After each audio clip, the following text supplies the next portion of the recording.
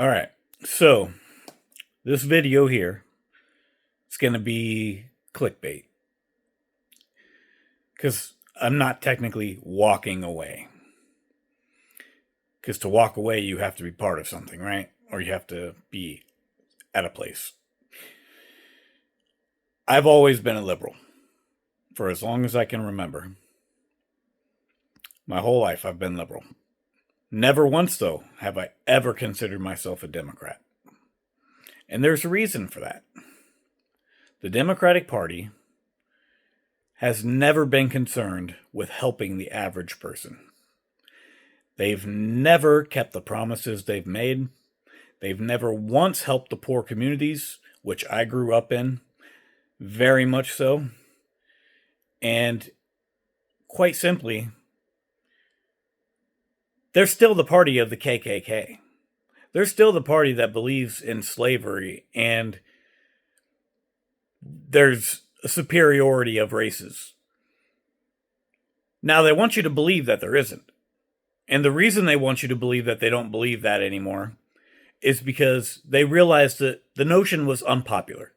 Deeply, deeply unpopular. That the general masses did not believe in it. Which is why the KKK would get heckled every time they tried to march or come out in public to some massive event, right? They would get shit thrown at them. They would get called names. People would yell at them. And then come late 80s, early 90s, you had the FBI doing sting operations, breaking up their organizations. They knew they couldn't stay in the open anymore. They realized that they had to come about a different method. The ones who were smarter did so as soon as the Civil Rights Act was initiated, put into place. If their main belief system and structure is deeply unpopular, and they know that, if they have any kind of brains at all, they're going to pretend like that's not their belief anymore. They're going to come out and they're going to try to make you think the exact opposite, which is what they've been doing. They really believe this stuff. I've heard white supremacists in passing talking about this kind of thing because they thought they could talk about it around me because I was white. Generally, this happened when I was much younger, a teenager, so to speak, 13 to 18 years old. And they would talk about this kind of thing. They would talk about how stupid the KKK is because they're so wide out in the open and everybody knows who they are. So in order to fix their stupidity, they had to go into hiding. So what they're doing now, and what they've been doing for a few decades now, is trying to convince the non-white population that, oh, they're all so oppressed and so victimized by white people, and they always will be, and that they need to hate white people. They want to get non-white people, or as they call them, POCs, to hate white people because if they start hating white people enough and they start committing violence en masse against white people, then white people are going to start thinking, oh, wait a minute, maybe these people aren't compatible with us. Maybe we should initiate a race war. And that's exactly what they want. They want a race war. They want it before it's too late, before the white group in this country becomes the minority. This is what they've been trying to do for decades. And people fall for this. And it's sad. It's very disheartening because if you just look at the patterns throughout the United States and human history, you'll see that this is the case. I just want to implore everybody, stop falling for their bullshit. I got to stop cussing because I got to make this not age restricted. All right. So no more cussing. But anyhow, this is the thing that they've been doing. And if you can't see that, then you're blind. The Democratic Party has not switched places with the Republican Party. Never. They're still the party that started the Ku Klux Klan. They're still the party of Jim Crow. They're just lying to you. to make you believe that they're not, so that you'll buy into their propaganda. You need to wake up. You need to realize that this is happening before it's too late. The Republicans, while they started out as a party generally wanting the good, the greater good, smaller, they kind of wanted bigger government for a little bit. They wanted more government interaction on a larger scale to control what was going on. But eventually they just became a fend for yourself, full board capitalism party. And yes, there are evil people within the Republican Party as well who want to keep people enslaved to the system. Don't fall for it. Wake up. I voted for Trump as an independent, which I am. I've always been. I've never been a Democrat or a Republican. I never will be. But I voted for Trump because I know, 1, they pissed him off. 2, he's probably going to be looking for vengeance.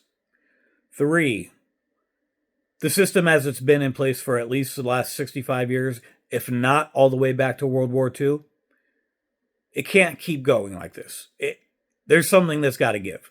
We've got to fundamentally change how money is spent, how taxes are allocated, so on and so forth. 4th, let's see. What was 4? Okay. So 4, I would just say, yeah, okay. 4th is we need jobs back in this country. A major downfall that's been plaguing our society for the last 30 years, 30 plus years, 40 years, has been the jobs. We don't have jobs. How do you expect people to get out of poverty when there's not jobs that can get them out of poverty? Like manufacturing cars, for instance, say in Detroit. Start manufacturing cars again. Start building things again. Allow people to go out and log and start building the housing industry. And create new jobs for after they log. You have people go out and replant trees. Why can't we do that? Just have people whose sole job it is to go back out into deforested areas and replant trees. That solves the fucking problem, right? And there I go cussing again, which I might have to edit that out. We need to start looking at solutions instead of just ramping on the problems and blaming the other, pointing the finger. The society can't keep going in the way it's going. And for those of you who think that communism is the answer, particularly those on the left, it's not the answer. Communism has never done good for anyone. All it's done is kill hundreds of millions of people and prevent people from being the best that they can be. Communism literally stifles innovation. Capitalism breeds innovation because it provides a reward system for people who have the capacity to invent great things and come up with new ways of doing things that better humanity as a whole. But we don't have pure capitalism anymore. And I'll explain that in a later video. It has to do with Vanguard Group, BlackRock, State Street, several other companies that are all really owned by the same company. But we'll get into that in more detail later. Basically, what I'm trying to say is we need to wake up. And I'm not talking about being woke. Screw all this LGBT bullcrap. Just be yourself. Be an individual. You don't need to be part of some organization or group to feel special. Because the more we just be ourselves, the more we'll understand that every human is different. Every human has capacity for great or for evil. Unfortunately, most people use their capacity for evil. And it's disappointing, to say the least. So we should probably wake the hell up. Stop what we're doing. Be better.